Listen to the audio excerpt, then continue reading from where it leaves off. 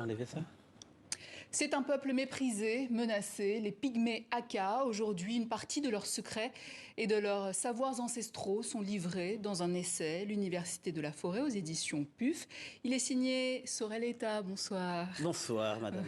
Vous êtes ethnologue et musicologue. Voilà 26 ans que vous parcourez la forêt avec les Aka pour mieux les connaître. Pourquoi les Aka ?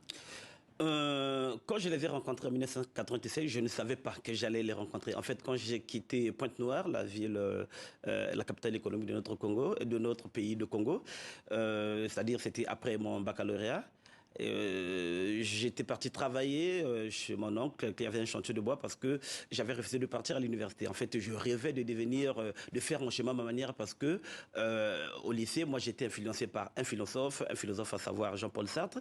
Quand on a étudié l'existentialisme et un humanisme, lui nous disait que le chemin se fait en marchant. Moi, je voulais faire mon chemin à ma manière, c'est-à-dire sortir des sentiers battus. Et pour cela, je m'étais rendu donc au nord du Congo, travailler dans un chantier de bois. Et lorsque je suis arrivé là-bas, c'est là où j'avais rencontré les pygmées et j'ai su que les pygmées qui habitent le département de la Likuala, on les appelle les Aka. Donc le choix est parti de là. Et vous-même, vous êtes donc bantou. Et pour lutter contre cette discrimination, cette injustice, comme vous la considériez à l'époque, vous avez notamment créé un musée à Brazzaville. Notre correspondant Berdi Pambou s'y est rendu il y a un an. On va voir son sujet, signé également Jean-Luc Eguezier, et l'on revient vers vous.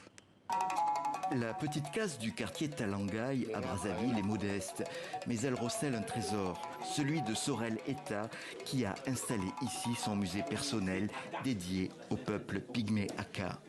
À tous les visiteurs, il présente lui-même cette communauté méconnue du Congo, même si elle représente 10% de la population.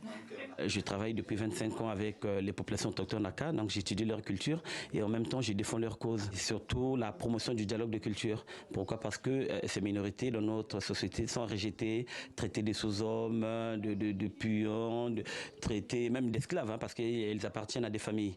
Donc je fais tout ce travail et le musée m'aide à communiquer sur ce que je fais. C'est en allant travailler chez son oncle dans le nord-est du Congo, le département de la Likuala, que Sorel Eta a découvert les pygmées Aka qui feraient de lui un ethnologue. Séduit par leur culture, il veut la faire connaître à ses compatriotes. Que nous qui sommes en ville, par exemple, on a le pressentiment que ces gens-là, ils souffrent, qu'ils mangent mal, qu'ils vivent mal, et qu'ils sont négligés, qu'ils sont rejetés. Ça, on le dit aussi parce que c'est ce qu'ils vivent en réalité. Mais c'est par ignorance. Et je pense que vraiment, avec ce que j'ai appris aujourd'hui, je ne pourrais pas me taire sans dire que j'ai encore beaucoup à apprendre. Le peuple Aka se distingue en particulier par sa riche culture musicale. Avec l'aide de Sorel Eta, les villageois de Kombola ont pu créer leur propre groupe, Ndima, qui tourne maintenant à l'international.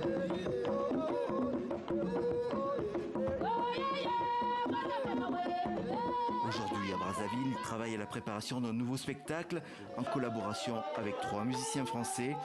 Un spectacle qui insisterait sur les droits des peuples autochtones. Au Congo, une loi est passée en 2011 qui reconnaît la culture des pygmées comme patrimoine national. Mais rien n'a été fait pour la protéger. Le combat de Sorel Eta est encore bien solitaire. Et vous avez même réussi à réunir Bantou et Aka sur un même titre musical. J'imagine que c'était pas gagné.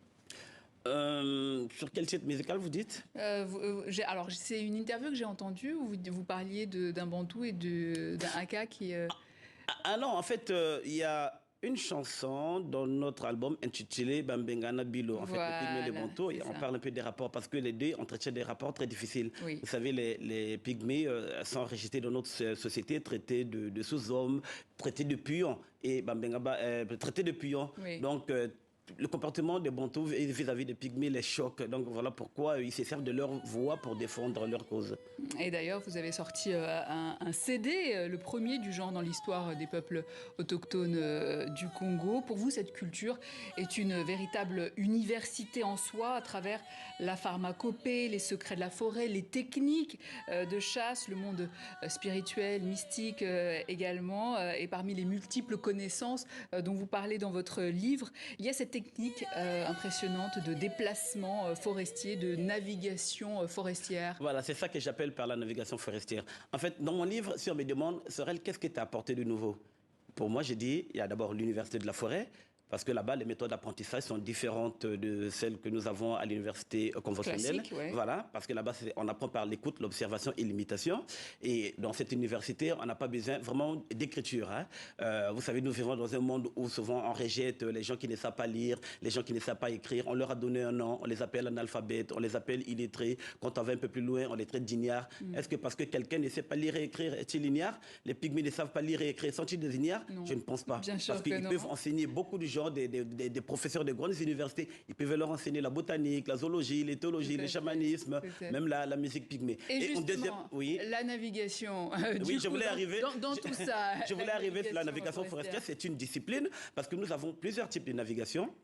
On a la navigation maritime qui est codifiée, on a la navigation fluviale qui est codifiée, la navigation aérienne idem, la navigation même terrestre. Vous avez des voitures ici, vous ne pouvez pas conduire sans être passé dans une auto-école. Voilà, maintenant en forêt. Vous savez, un Européen, un blanc pour être un peu plus direct, et si on l'emmène dans notre forêt, il aura besoin de quoi pour naviguer, pour s'orienter? Il aura besoin d'un GPS. Mais le GPS, c'est quoi? C'est un appareil de navigation électronique. Or, tout appareil électronique peut tomber en panne. Ça tombe en panne au cœur de la forêt. Sauf qu'eux ont l'intelligence, en fait, de naviguer dans la forêt. Ils ont cette intelligence. Il y a un code. Ce code existe. Donc, c'est ce que j'ai essayé de dire dans mon livre. Et de le mettre par écrit. De le mettre par écrit. Mais après, il faut connaître aussi l'autre code, c'est-à-dire un peu, disons, du côté mystique. Parce que, vous savez, la forêt, ce n'est pas seulement les arbres. La forêt, ce n'est pas seulement les animaux. Ce n'est pas seulement les minéraux. Mais c'est aussi les esprits. Parce qu'ils y vivent. La forêt est commandée par des esprits. Donc, les esprits communiquent avec les pygmées. Donc, il y a une technique d'invisibilité. Il y a tout ça.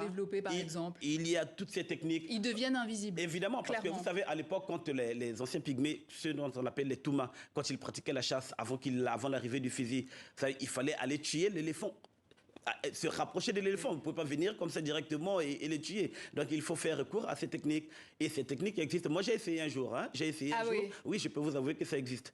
Alors, il y a aussi l'usage du djambola, qui est un envoûtement pour garder l'être aimé, ou encore le mombonzi, une technique pour faire souffrir, pour tuer même, par jalousie, des sorts qui existent dans beaucoup de cultures, finalement. Et dans ces situations, vous n'hésitez pas à donner votre avis, remettre en cause des pratiques. Qui suis-je pour les juger? Moi, je suis ethnologue, je suis chercheur. Donc, je présente leur culture. Dans le livre, je présente les us et coutumes des pygmées. Je ne porte aucun jugement. Voilà. C'est quelque part une façon aussi d'aider ceux qui voudront aller étudier un jour les pygmées. Avant de partir, ils achètent le livre, ils étudient, ils regardent ce que j'ai écrit, ils peuvent savoir. Par exemple, si c'est une femme qui voudrait aller, elle est déjà préparée. Là-bas, on séduit à travers certaines formules. C'est-à-dire, on peut vous séduire contre votre volonté. Voilà, on peut faire recours à des amulettes pour vous endormir et faire avoir des rapports sexuels avec vous. Donc, il y a plein de choses.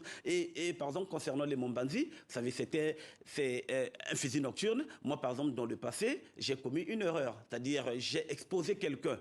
Parce que je ne connaissais pas cette culture, j'ai donné de l'argent à ce monsieur Bantou afin qu'il partage aux pygmées. Et les pygmées se sont dit quoi? Notre argent, c'est lui qui va maintenant nous le partager. Et suite à cela, qu'est-ce qu'ils ont fait? Ils lui ont jeté un sort. Donc c'était par mon erreur. Or, maintenant qu'il y a le livre, si vous le lisez, vous serez averti. Vous saurez comment vous comporter une fois... Du coup, l'objectif de ce livre, c'est d'institutionnaliser l'université de la forêt, car cette culture est menacée de disparition, avec notamment la déforestation pratiquée par les Bantous. Mais est-ce que ces rituels initiatiques ne sont pas tellement sacrés qu'il ne faudrait pas le garder secret, en fait, au lieu... Parce qu'on ne peut pas mettre ces secrets dans les mains de tout le monde, n'est-ce pas? Mais évidemment. Mais il nous reste 30 secondes. Mais quand on passe à l'initiation, on est appelé à garder le secret. Parce que si vous dévoilez, ce que vous avez après de l'autre côté, c'est la mort. Voilà. C'est ça le principe de toutes les sociétés initiatiques. Voilà, vous dévoilez le secret, on vous tue. Et pour revenir à ce que vous avez dit tout à l'heure, l'objectif, c'est de faire à ce que nous puissions un jour institutionnaliser l'université de la forêt, que ça devienne officiel. Et pour en apprendre plus donc, sur cette culture aka, l'université de la forêt aux éditions PUF. Et je rappelle que vous êtes en tournée également avec votre groupe Ndima. Merci Sorel Etta. Merci, madame.